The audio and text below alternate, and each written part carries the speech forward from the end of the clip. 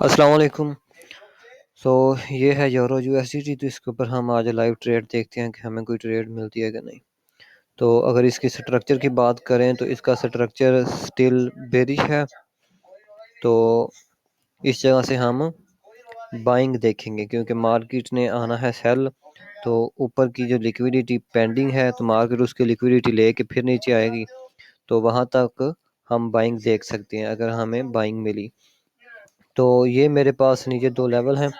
ये M5 का था लिक्विडिटी सेल साइड, और ये है H1 और M15 के स्विंग लो की लिक्विडिटी ये बढ़ी हुई है। तो अभी ये लंदन किल जोन भी स्टार्ट हो चुका है, तो इसके अंदर मार्केट अप जाएगी। मेरी एक्सपेक्टेशन है कि मार्केट अप जाएगी। बाकी देखते हैं कि मार्केट क्या करती है, इस जगह से हमें कोई रेट देती है कि नहीं। बाकी ये मार्केट ने जब इस जगह पे अपना स्ट्रक्चर शिफ्ट किया तो ये इसके ऊपर एक हमारी फिब प्लॉट होगी जिसके मार्केट प्रीमियम तक अभी तक नहीं गई। तो ये सीन है इसका। तो अभी मार्केट ने लिक्विडिटी तो ले ली है, इस जगह से स्ट्रक्चर शिफ्ट हमें मिलता है तो इस जगह से हम बाय करेंगे। नहीं तो नीचे ये हमारा लास्ट लेवल ये पड़ा हुआ है, इस जगह से हमें मिला तो हम इस जगह से बाइंग देखेंगे। तो प्राइस एक्शन को हम देखते हैं M5 और M3 के ऊपर। तो स्टिल मार्केट ने अभी तक कोई रिस्पांस नहीं दिया इस लेवल से। तो नीचे जो है हमारे पास लेवल वो पड़ा हुआ है H1 का। तो लेट्स सी इस जगह से हमें कोई रिस्पांस मिलता है कि नहीं। तो किल जोन लंदन किल जोन स्टार्ट हो चुका है 2 बजे। अभी 1-2 मिनट रहते हैं। तो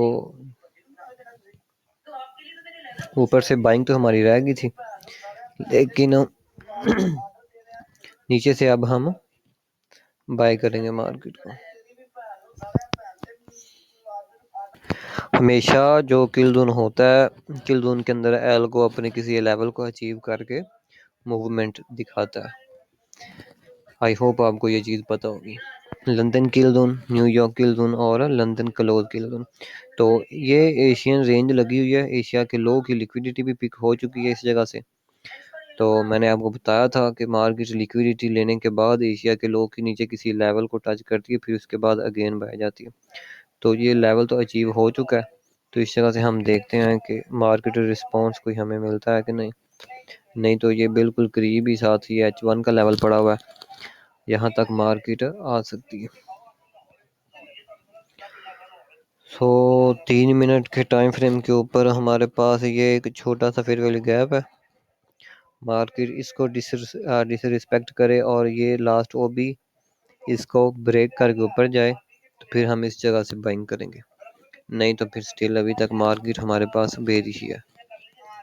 तो ये है इसका सीन। हाँ, ये क्लियर हमारे पास ऑर्डर ब्लॉक है और इसके ऊपर एफवीजी है।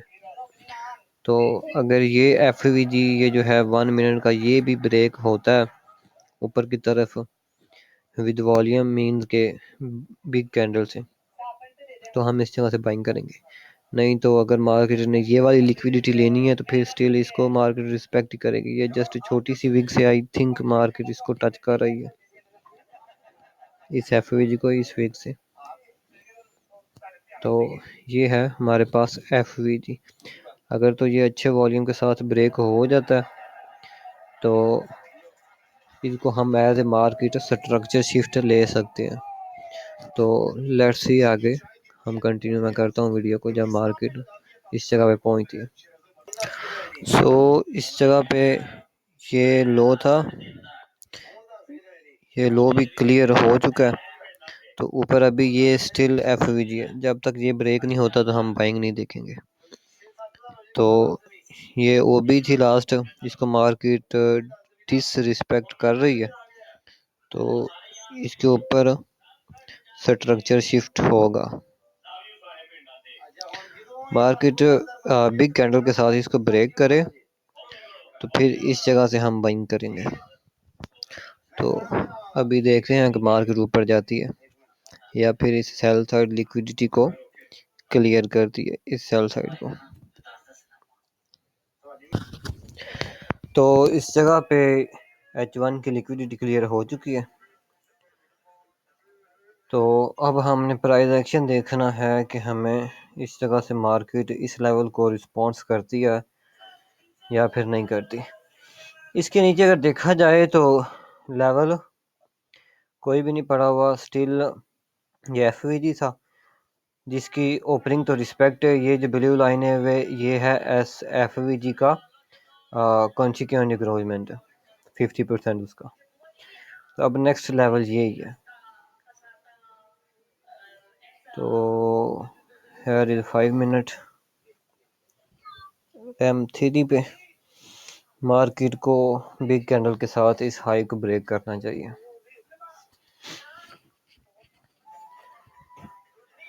तो अगर मार्केट विद डिस्प्लेसमेंट इसको ब्रेक करती है तो फिर हम बाइंग देखेंगे। तो इस जगह पे स्ट्रक्चर शिफ्ट हो चुका है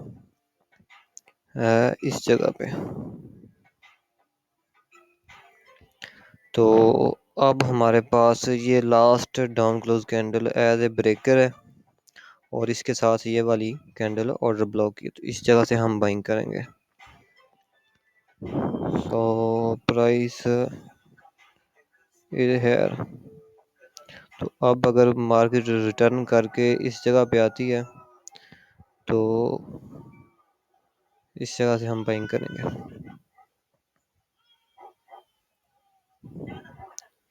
तो इस जगह पे हमारी लिमिट और जो एसएल है वो हमारा होगा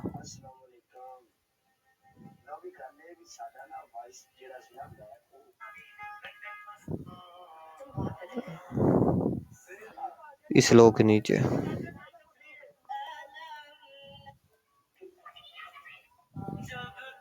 इस लो के नीचे हमारा एसएल होगा। तो दूसरे टाइम फ्रेम भी हम देख लेते हैं।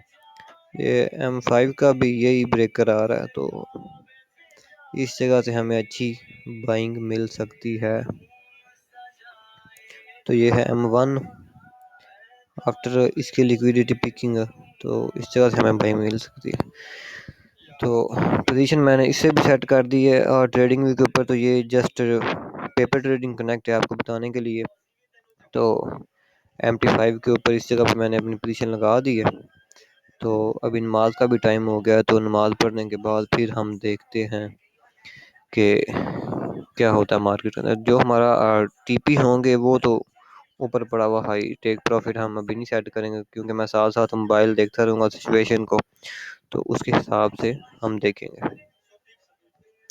तो मिलते हैं नमाज के बाद। So welcome again man, after नमाज खाना शाना खा के अभी आया हूँ चार्ट के ऊपर। तो इसके ऊपर अब हम देखते हैं कि क्या सीन क्या बना इस जगह से। तो भाई साहब मैंने की थी इस जगह से बाइंग, जब इस जगह पे स्ट्रक्चर शिफ्ट मिला मुझे आफ्टर H1 के लेवल को हंट करने के बाद। तो इस जगह पे ये इंटरनल स्ट्रक्चर था, तो इस जगह से मैंने बाइंग की। तो अब मैंने अपना पहला पार्शियल लेना था, तो वो अब मैं किस जगह पे ले सकता था। इस जगह पे मैंने जब देखा M15 को, तो मैं एक चीज़ इग्नोर कर रहा था। ये पीछे से आप स्ट्रक्चर को देखें ना, M15 और H1 का स्ट्रक्चर हमारे पास इंपॉर्टेंट होता है, बहुत बहुत ज़्यादा इंपॉर्टेंट होता है। तो M15 के ऊपर मार्क स्ट्रक्चर शिफ्ट ब्रेक और structure lower high again break of structure. तो इस जगह पे अगेन ब्रेक ऑफ स्ट्रक्चर हो चुका था। जब इसके नीचे बॉडी क्लोज हुई तो हमारे पास अगेन ब्रेक ऑफ स्ट्रक्चर हो गया। तो ये एक प्रॉपर हमारे पास स्ट्रक्चरल रेंज बन गई इस हाई से लेके इस लो तक। तो मार्केट H1 की लिक्विडिटी को हंट करने के बाद गई अपने प्रीमियम एरिया के अंदर। तो मैंने अपना पहला पार्शियल इस जो है हमारे पास ये ऑर्डर ब्लॉक, ये लास्ट कैंडल ऑर्डर ब्लॉक ही है। तो ये था मेरे पास ऑर्डर ब्लॉक।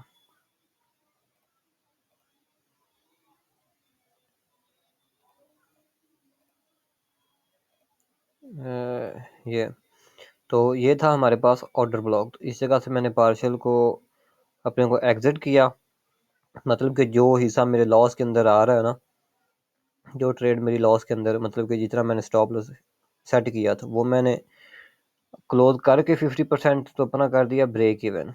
इस जगह पे ऐसे ब्रेक इवन कर दिया। अब मेरी जो रीज़न थी यहाँ से बाय जाने की, मैं आपको वो बताता हूँ। क्योंकि मैं एक इस चीज़ को देख रहा था कि ऊपर ये लिक्विडिटी हमारे पास पेंडिंग पड़ी हुई है, H1 की मार्केट लो की लिक्विडिटी को लेने के बाद ऊपर जा सकती है। लेकिन मैं एक चीज़ इग्नोर कर रहा था, वो ये थी, मैंने अपने जो है आपको बताया हुआ है, अगर प्रीमियम स्टूडेंट देख रहा है, मैंने आपको बताया हुआ है कि जब H1 का स्ट्रक्चर शिफ्ट हो जाए तो फिर डेली के लेवल के बाद हम अप देख सकते हैं, वरना नहीं। तो इस जगह पे हमारे पास H1 का स्ट्रक्चर स्टिल बेरिश था। तो इसको अब बाय जाने के लिए किसी डेली के लेवल को टच करना चाहिए, या फिर H1 और डेली हमारे पास सेम ही होता है। तो इस जगह पे मैं देखता हूँ H4 का टाइम फ्रेम। तो H4 के टाइम फ्रेम के ऊपर कोई भी लेवल नहीं है अनटिल ये लेवल पड़ा हुआ है।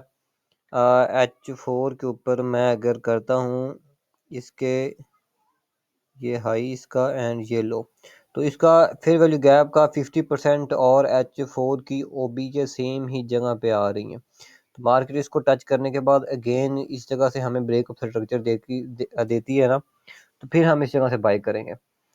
तो अब जब मार्केट ने M15 को, इस ऑर्डर ब्लॉक को टच किया, तो इस जगह से हमारी अब शॉर्ट बनती थी। तो हमने शॉर्ट वो कैसे लेनी थी मैं आपको वो भी एक्सप्लेन कर देता हूँ। हमने देखना था इस जगह से स्ट्रक्चर शिफ्ट। तो मैं अगर M1 के टाइम फ्रेम के ऊपर आता हूँ ना, तो इस जगह से जैसे ही मार्केट ने इसको टच किया,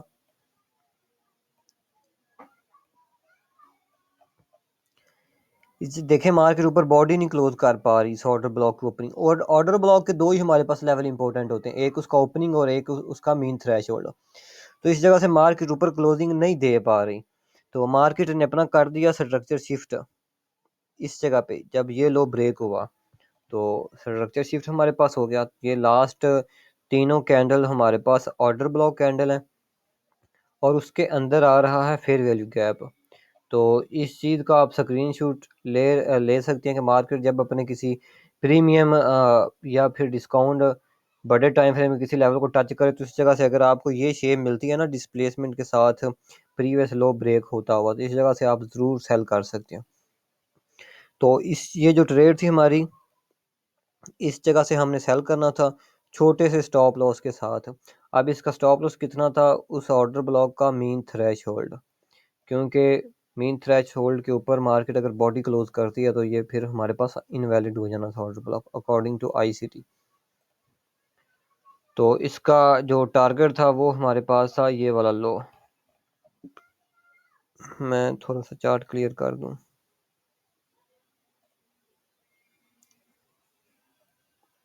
जी, तो ये वाला लो हमारे पास टारगेट था।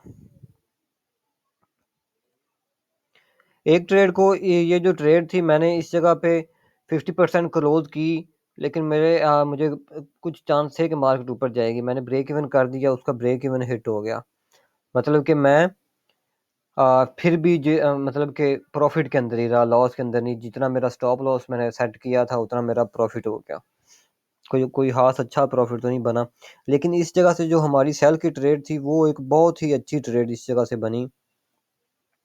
अगर आप इसके हाई के ऊपर भी एसएल सेट करते हैं ना, ये जो हाई है, तो आपकी 2 रेशो की ट्रेड इस जगह पे बन रही है। तो अब मार्केट स्टिल जा रही है बेरिश। तो अब इस जगह से हम सेल ही ट्रेड प्ले करेंगे, क्योंकि स्ट्रक्चर हमारे पास अगेन हो चुका है सेल के अंदर ब्रेक। इस जगह पे देखें, जैसे ये कैंडल की बॉडी क्लोज होती है तो हमारे पास स्ट्रक्चर हो जाएगा सेल के अंदर ही क्लोज। तो अब जो नीचे हमारे पास लेवल है, वो लेवल मैं आपको बता दूं, वो लेवल है हमारे पास H4 का, ये वाला। इस जगह से हम बाइंग देख सकते हैं। अगर इसको टच करने के बाद M15 के अंदर ब्रेक ऑफ स्ट्रक्चर हो जाता है अप साइड की तरफ, तो इस जगह से हम बाय कर सकते हैं। तो ये वीडियो यहाँ तक की थी। तो मैं कोशिश करूँगा कि जब भी मैं ट्रेड करूँ तो जो सेटअप बन रहा हो तो उसके ऊपर ट्रेड प्ले किया करो। ये कोई मतलब कि ये सीन नहीं कि आपको ट्रेड दिखाना या फिर प्रॉफिट, तो मैं दिखाता ही नहीं हूँ प्रॉफिट या फिर लॉस, क्योंकि उससे मार्केट कह रहा हूँ बंदे की साइकोलॉजी खराब होती है। जस्ट आपको कॉन्सेप्ट मैं बता रहा हूँ कि जो आईसीटी कॉन्सेप्ट है उनके ऊपर हम कैसे ट्रेड प्ले कर सकते हैं। इस जगह से मैं बाइंग जो देख रहा था, वो मैं बाइंग की रीज़न ये थी कि ऊपर लिक्विडिटी पेंडिंग थी, नीचे मार्केट ने H1 की चल के लिक्विडिटी को हंट किया, लेकिन उसके बाद मैंने देखा कि M15 हमारे पास है और H1 स्टिल बेरिश के अंदर ही है, बेरिश ही है।